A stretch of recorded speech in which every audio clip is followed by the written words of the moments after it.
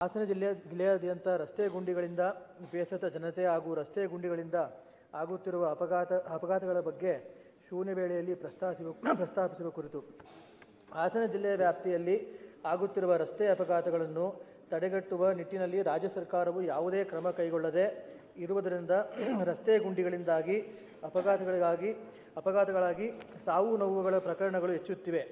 ಇತ್ತೀಚೆಗಷ್ಟೇ ಒಳನರಸೀಪುರ ಪುರಸಭೆ ವ್ಯಾಪ್ತಿಯಲ್ಲಿನ Suranahalli state highway number 8 ಹಿರಿಸೇವೆ Chatnalli ರಸ್ತೆ ಒಳಗೊಂಡಂತೆ ಆಳವಾದ ರಸ್ತೆ ಗುಂಡಿಗೆ ಬೈಕ್ ಇಳಿದು ಪರಿಣಾಮ ಅಪಘಾತವಾಗಿ ಮಹಿಳೆಯೊಬ್ಬರ ಸಾವು ಸಂಭವಿಸಿರುವುದು ನೋವಿನ ಸಂಗತಿಯಾಗಿದೆ. ಇಂತಹ ದುರಂತಗಳಿಗೆ ರಾಜ್ಯ ಸರ್ಕಾರವೇ ನೇರ ಕಾರಣವಾಗುತ್ತಿದೆ ಎಂದರೆ ತಪ್ಪಾಗಲಾರದು. ಇಂತಹ ಘಟನೆಗಳಿಗೆ ಯಾರು ಹೊಣೆಗಾರರು? ಈ ರಸ್ತೆಗಳ ನಿರ್ವಹಣೆ ಜವಾಬ್ದಾರಿ ಯಾರದು? ಏಕೆ ಈ ಗುಂಡಿಗಳನ್ನು ದುರಸ್ತಿ ಮಾಡಲಾಗುತ್ತಿಲ್ಲ ಎಂಬುದರ ಬಗ್ಗೆ ಜಿಲ್ಲೆಯಾದ್ಯಂತ ಜನರು ಪ್ರಶ್ನೆ ಮಾಡುತ್ತಿದ್ದಾರೆ. ಜಿಲ್ಲೆಯಲ್ಲಿ ಸುರಕ್ಷತೆಗೆ ಆದ್ಯತೆ ನೀಡಲಾಗಿದೆಯೇ? ರಸ್ತೆ ಸುರಕ್ಷತೆಗೆ ಸರ್ಕಾರ ಯಾವ ಕ್ರಮಗಳನ್ನು ಕೈಗೊಂಡಿದೆ? ಇಂತಹ ಅಪಘಾತಗಳಲ್ಲಿ ಬಲಿಯಾದವರ ಕುಟುಂಬಗಳಿಗೆ ನ್ಯಾಯ ಸಿಗುತ್ತಿದೆಯೇ? ಬಲಿಯಾದವರ ಕುಟುಂಬಸ್ಥರಿಗೆ ಸರ್ಕಾರ ಸಹಾಯ ಮಾಡುತ್ತಿದೆಯೇ ಎಂಬ ಭರವಸೆಯನ್ನು ಕೂಡ ಜನರು ಕಳೆದುಕೊಳ್ಳುತ್ತಿದ್ದಾರೆ. ಜಿಲ್ಲೆಯಾದ್ಯಂತ ಇರುವ ರಸ್ತೆ ಗುಂಡಿಗಳ ದುರಸ್ತಿಗೆ ಸರ್ಕಾರ ಯಾವುದೇ ಕ್ರಮಗಳನ್ನು ಕೈಗೊಳ್ಳದೆ ಇರುವುದು ದುರಂತವೇ ಸರಿ.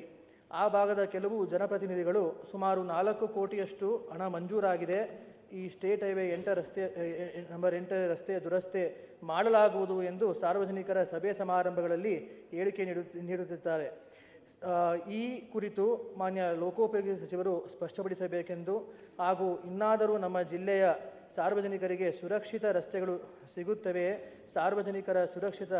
ಸಾರ್ವಜನಿಕರಿಗೆ ಸುರಕ್ಷಿತ ರಸ್ತೆಗಳನ್ನು ಒದಗಿಸಲು ಸರ್ಕಾರ ಈ ಕೂಡಲೇ ಎಚ್ಚೆತ್ತುಕೊಂಡು ಜಿಲ್ಲೆಯಾದ್ಯಂತ ಇರುವ ನಗರಸಭೆ, ಪುರಸಭೆ ಹಾಗೂ ಪಟ್ಟಣ ಪಂಚಾಯತ್ ಹಾಗೂ ರಾಜ್ಯ ಹೆದ್ದಾರಿ ಇರುವ ರಸ್ತೆಗಳ ಗುಂಡಿಗಳನ್ನು ಮುಚ್ಚಲು ಕ್ರಮ ಕೈಗೊಳ್ಳಬೇಕು. ಈ ಘಟನೆಗಳಿಗೆ ತಪ್ಪಿತಸ್ಥರಾದ ಅಧಿಕಾರಿಗಳು ಹಾಗೂ ಗುತ್ತಿಗೆದಾರರ ಮೇಲೆ ಕಠಿಣ ಕ್ರಮ ಕೈಗೊಳ್ಳುವಂತೆ ಹಾಗೂ ಅಮಾಯಕ ಸಾರ್ವಜನಿಕರ ಜೀವ ಉಳಿಸಲು ಈ ಕೂಡಲೇ ಕಾರ್ಯಪ್ರವೃತ್ತರಾಗಬೇಕೆಂದು ಶೂನ್ಯ ವೇಳೆಯಲ್ಲಿ ಮಾನ್ಯ ಲೋಕೋಪಯೋಗಿ ಸಚಿವರನ್ನು ಹಾಗೂ ಸರ್ಕಾರವನ್ನು ಒತ್ತಾಯಿಸುತ್ತಿದ್ದೇನೆ.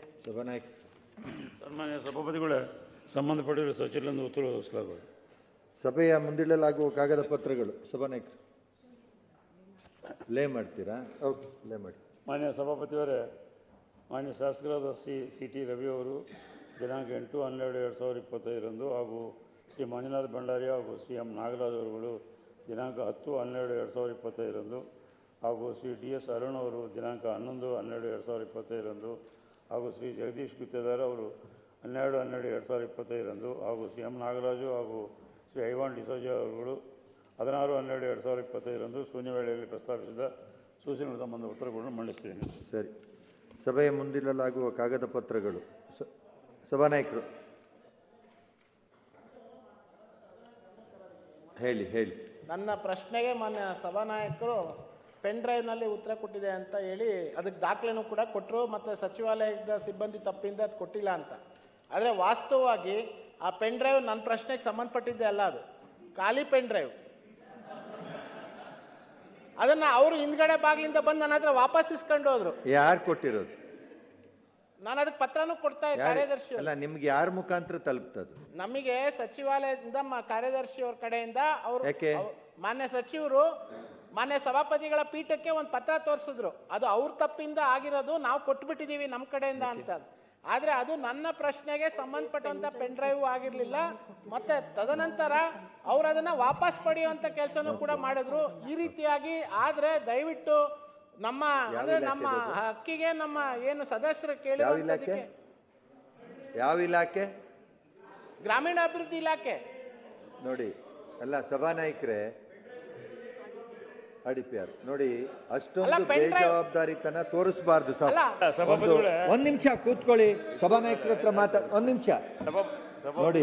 ಅಲ್ಲ, ಎಷ್ಟು ಬೇಜವಾಬ್ದಾರಿತನ ಇದೆ ಅನ್ನೋದನ್ನ ಅವ್ರ ಮಿಸ್ಟೇಕ್ ಅದ. ನಿಮ್ಮ ಕಾರ್ಯದರ್ಶಿಗಳು